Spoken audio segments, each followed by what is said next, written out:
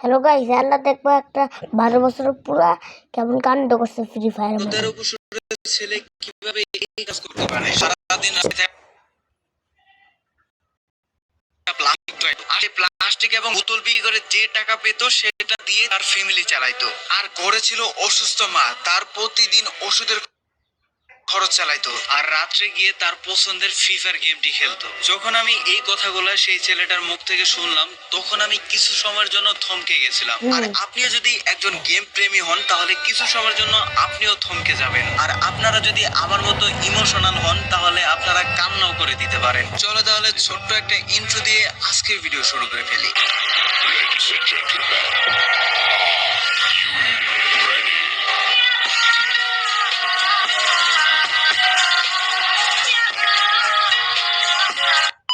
সেদিন আমি রাস্তায় হাঁটাহাঁটি করতেছিলাম, হঠাৎ করে দেখি কিছু ছেলে রাস্তায় বসে গেম খেলতেছিল। তারপরে লক্ষ্য করি তাদের পিছনে একজন দাঁড়াইয়া উঁকি ঝুঁকি দিয়ে গেম খেলা দেখার চেষ্টা করতেছিল। তারপরে যখন একটু ভালোভাবে লক্ষ্য করলাম, তখন দেখি সেই ছেলেটার পিছনে একটা ময়লা ভর্তি বস্তা, আর এই জন্যই সেই ছেলেটাকে কেউ কাছে আসতে দিতেছিল না। তাই দূরে থেকে উকি ঝুঁকি দিয়ে দেখার ট্রাই করতেছিল সেই ছেলেটা। আর এইগুলোই আমি একটু দূরে থেকে তাকায় লক্ষ্য করলাম, আসলে সেখানে হইতেছেটা কি, এটাই আর কি বোঝার চেষ্টা করলাম। তারপর আমি তাদের দিকে যাইতেই একজন সেই ছেলেটাকে বলতে শুরু করলো, তোরে এখান থেকে যাইতে কইছি না, শরীর থেকে গন্ধ আইতেছে, আর তুই নিজে ফোন কিনতে পারিস না, প্রতিদিন শুধু আমাদের এখানে এসে গেম খেলা দেখোস। আর তোরে কতদিন কইছি আমাদের এখানে আসবি না, তোর কি লজ্জা শরম কিছু নাই? তুই এসেছিস টুকাই, তুই রাস্তায় গিয়ে টুকাইগিরি করবি, তুই কেন এসে আমাদের গেম খেলা দেখবি? এইসব বইলা যেইভাবে অপমান করা যায় সেইভাবে অপমান করতেছে সেই ছেলেটাকে। আর তারপরে লক্ষ্য করি সেই 12 বছরের ছেলেটার চোখের কোণায় জল এসে গেছে। আর তারপর সেই ছেলেটা কোনো প্রকার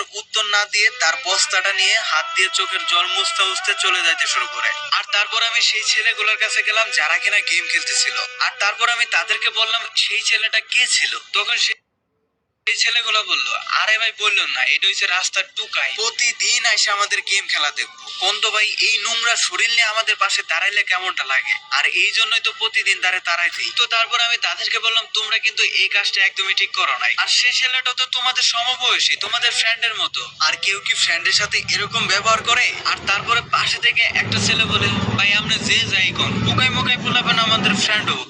তো তারপর আমি তাদের সাথে বেশি কথা না বাড়িয়ে আমি চলে গেলাম সেই ছেলেটার পিছু করতে। আর কিছুক্ষণ সেই ছেলেটার পিছনে যাওয়ার পর সেই ছেলেটাকে আমি ডাক দিলাম। আর ডাক শোনার সাথে সাথে সেই ছেলেটা পিছনের দিকে ঘুরে তাকালো আর বলল, ভাই কিছু বলবেন? আর তারপর আমি বললাম, একটু এদিকে আসো তো। তারপর সেই ছেলেটাকে বললাম, নাম কি তোমার? তারপর ছেলেটা বলল, আমার নাম আপন। তারপর আমি বললাম, বস্তার ভিতরে কি? তখন সে বলল, বস্তার ভিতরে নাকি ভাঙাচোরা বোতল, প্লাস্টিক আর কি। তারপর ছেলেটাকে বললাম, খাবার খাইছো? সেই ছেলেটা বলল, এখনো খায় নাই, পরে খাবে আর কি। তখন আমি ঘড়ির দিকে তাকে দেখি, তখন অলমোস্ট প্রায় 12টা বেজে গেছে, মানে সকাল 12টা বেজে গেছে, এখনো নাকি সকালে নাস্তাই করে নাই। তখন আমি বললাম, এই যে সকালবেলা খাবার না খেয়ে দাঁড়ায় দাঁড়ায় গেম খেলা দেখলে কি তোমার পেট ভরবে? তুমি বলো তো। তখন ছেলেটির চোখ দুটো জলমল করতেছিল আর নরম গলায় বলল, না। তাহলে যে আমি শুনলাম তুমি প্রতিদিন দাঁড়ায় দাঁড়ায় গেম খেলা দেখো।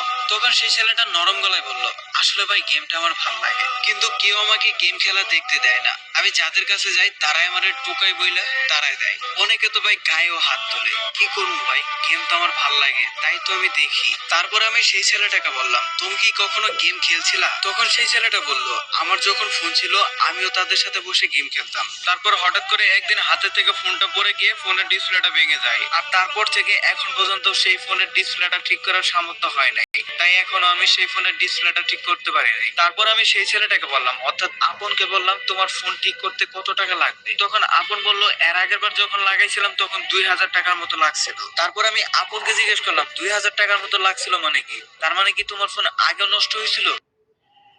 তখন আপন বলল, ভাই আসলে হয়েছে কি, এই ফোনটা আমি ভাঙা অবস্থায় রাস্তায় পাইছিলাম। আর তারপর ফোনের মালিককে ফোনটা ফেরত দেওয়ার চেষ্টা করছি, কিন্তু কখনো ফোনের মালিককে খুঁজেই পাইনি। তারপর ভাবলাম ফোনটা ভেঙে গেছে, এই জন্য কেউ ইচ্ছাকৃত ভাবে ফোনটা ফালাই দিছে। আর ভাই জানেন, আমার না অনেক দিনের ইচ্ছা ছিল একটা বড় মোবাইল কিনবো, টাচ মোবাইল কিনবো, কিন্তু ভাই সেটা আমার কখনো পূরণ হয় নাই। আমি এটাও জানতাম কখনো আমি এরকম বড় মোবাইল, টাচ মোবাইল কিনতেও পারবো না। কিন্তু ভাই বিশ্বাস করেন, আমি যখন এই ভাঙা ফোনটা পাইছিলাম না, আমি মনে মনে অনেক খুশি হয়েছিলাম। কিছুদিন তো এরকমও ছিল, এই ফোনটা হতে কানের ভিতরে ধরে কইতাম হেলো হেলো। আবার যখন রাস্তায় বোতল টুকাইতে যাইতাম ফোনটা সাথে করে নিয়ে যাইতাম। যখন দেখতাম কেউ রাস্তার ধারে বসে গেম খেলতেছে তাদের দেখা দেখি ভাঙা ফোনের উপর দিয়ে হাত ঘুরাইতাম।